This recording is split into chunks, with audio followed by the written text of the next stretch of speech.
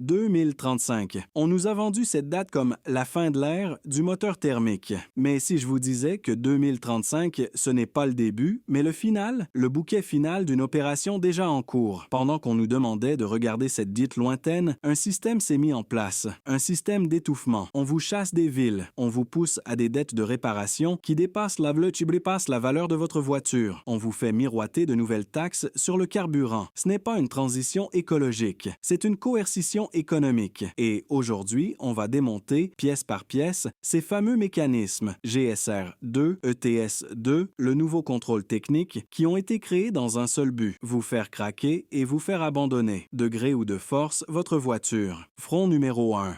L'obsolescence programmée. Commençons par ce qui se passe sous le capot. Avant, une panne était mécanique, c'était franc. Aujourd'hui, les pannes sont sournoises, chimiques, électroniques. L'exemple le plus flagrant, c'est l'AdBlue. Ce système, imposé par la norme Euro 6 pour dépolluer les diesels, est devenu une véritable bombe à retardement. L'urée cristallise, le réservoir se déforme, les pompes lâchent. Passé 150 000 km, les ennuis commencent. Les injecteurs SCR lâchent, les sondes NOx grillent, et vous voilà face à une facture de 2 000, 3 000, voire 4 000 euros. Pour une voiture qui en vaut 8 000 sur le marché de l'occasion, c'est une condamnation à mort. Le garagiste, bien souvent, lève les bras au ciel et vous dit « ça ne vaut pas le coup, mieux vaut la mettre à la casse ». Mais ce n'était que le premier acte, l'acte chimique. Nous entrons maintenant dans l'ère du meurtre logiciel. Saviez-vous qu'aujourd'hui, sur beaucoup de modèles, on ne peut plus simplement changer un phare ou une batterie, ou même un rétroviseur s'il est truffé de capteurs? Ces pièces sont appairées à l'électronique centrale de la voiture. Il faut les télécoder, les présenter à l'ordinateur de bord avec la valise de diagnostic officielle du constructeur. Le petit garage indépendant du coin, où M. Dupont répare des voitures depuis 30 ans, ne peut plus le faire. Il n'a pas les moyens de payer les dizaines de milliers d'euros pour la valise, ni les abonnements de licence annuels qui vont avec. On appelle ça les pièces captives. C'est le cœur de la nouvelle stratégie. On ne tue pas seulement la réparabilité, on tue tout l'écosystème de l'entretien accessible. On vous lie, pieds et poings liés, aux concessionnaires officiels et à leurs tarifs prohibitifs. Le fameux droit à la réparation, dont on nous a tant parlé pour les smartphones, a été soigneusement contourné par le lobby automobile au nom de la sécurité. La complexité technique est devenue l'outil parfait pour vous forcer à acheter neuf. Personne n'interdit votre voiture, non. On rend simplement sa réparation économiquement absurde.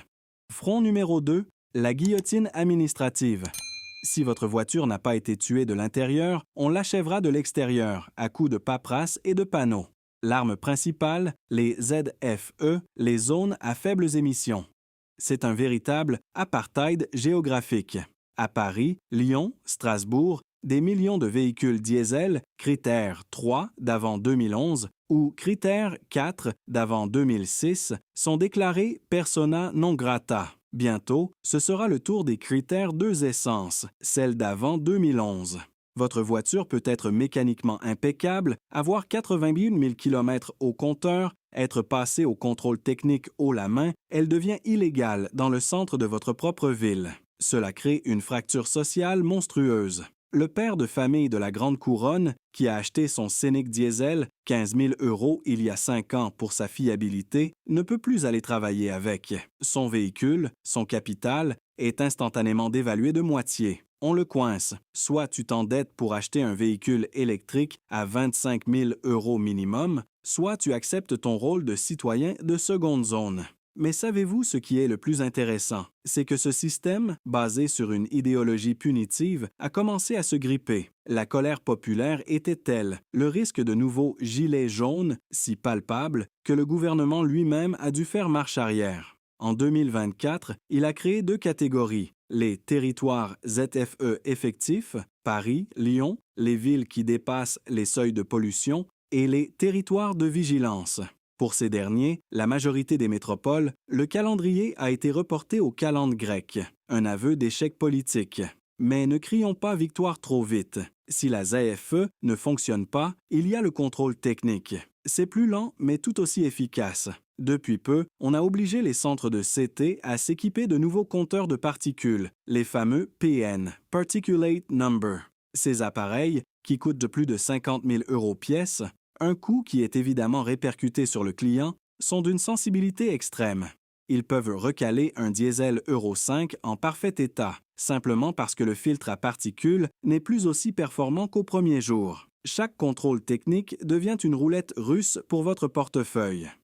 Front numéro 3. Les cordes invisibles est maintenant. Parlons de ce qui nous attend demain, mais qui est déjà voté. Des directives dont la plupart des gens ignorent jusqu'à l'existence. La première, le GSR2 ou General Safety Regulation 2. Depuis juillet 2024, ce n'est pas le futur, c'est maintenant. Toutes les voitures neuves immatriculées en Europe doivent être équipées d'un arsenal d'assistance. La plus polémique, c'est l'ISA, Intelligent Speed Adapter, le limiteur de vitesse intelligent.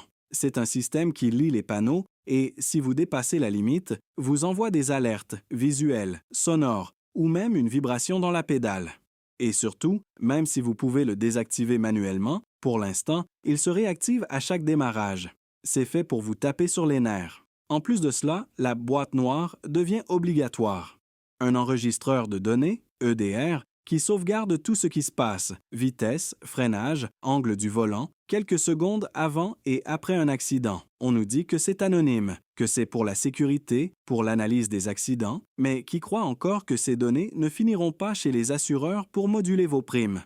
On installe dans votre propriété privée un mouchard que vous ne pouvez pas désactiver. La deuxième corde, l'ETS2.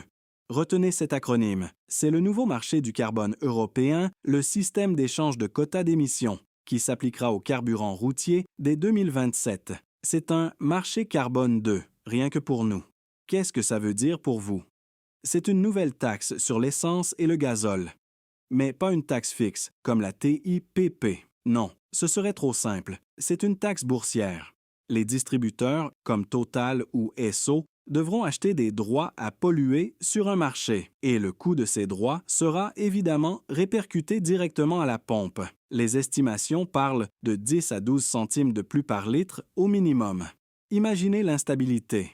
Le prix à la pompe ne changera plus une fois par semaine. Il pourra fluctuer tous les jours, comme le CAC 40. Cette loterie des prix permanente va rendre tout budget impossible. L'idée est de vous fatiguer, de vous pousser à bout, jusqu'à ce que vous craquiez et couriez acheter un véhicule électrique pour avoir la stabilité d'une recharge à la maison. C'est de la coercition économique pure. Front numéro 4. L'imposture Euro 7 et enfin, la cerise sur le gâteau, l'histoire de la norme Euro 7. C'est là que toute l'hypocrisie du système éclate au grand jour. Le projet initial, poussé par les ailes les plus dogmatiques de la Commission, était draconien. Il devait tellement durcir les seuils de pollution, notamment le NOx, que cela aurait rendu la production des petites voitures essence comme les Clio ou les C3 impossible, ou alors au prix d'une hybridation coûteuse. Mais surtout, il devait, pour la première fois, réguler les particules émises non pas par l'échappement, mais par les freins et les pneus. Et là, c'est le paradoxe. Les véhicules électriques, qui sont 30% plus lourds que leurs équivalents thermiques, usent beaucoup plus vite leurs freins et leurs pneus. Ils produisent donc plus de ces particules. Cette norme les aurait frappés de plein fouet. Que s'est-il passé? L'impensable. Toute l'industrie automobile européenne, l'Allemagne, la France, l'Italie, la République tchèque, a formé un axe du refus. Ils ont dit que c'était une folie, que cela détruirait l'emploi pour un gain écologique marginal et que cela revenait à tuer l'industrie avant l'heure. Et devinez quoi? Bruxelles a cédé. En avril 2024, le vote final a adopté une norme Euro 7 tellement édulcorée, tellement vidée de sa substance, que pour les voitures particulières, elle est quasiment identique à la norme Euro 6 actuelle. Ils ont sauvé les meubles. C'est là que le système montre son vrai visage. Si l'Euro 7 était nécessaire pour l'écologie, on l'aurait imposé, tant pis pour l'industrie. Mais on l'a annulé parce qu'il tapait sur les intérêts des grands groupes. Par contre, les ZFE, la taxe ETS2, le contrôle technique, Tout ce qui tape uniquement sur nous, les citoyens, les propriétaires, ça, on le garde et on l'accélère. Le but n'a jamais été l'écologie. Le but, c'était vous. Alors, quel est le bilan? 4 fronts. On tue votre voiture par le logiciel et la complexité de réparation. On la tue administrativement par les interdictions de circuler. On la tue économiquement par les taxes bidons futures sur le carburant. Et on la tue technologiquement par des normes de sécurité, qui sont en fait des outils de contrôle. Ce qui se joue, ce n'est pas un simple remplacement de l'essence par l'électricité, c'est le remplacement de la propriété par l'abonnement. C'est la transformation de la voiture, symbole de liberté, en un terminal sur roue, connecté, traçable, limitable et contrôlable à distance. La bataille n'est pas menée au nom de l'écologie, elle est menée pour votre liberté de mouvement.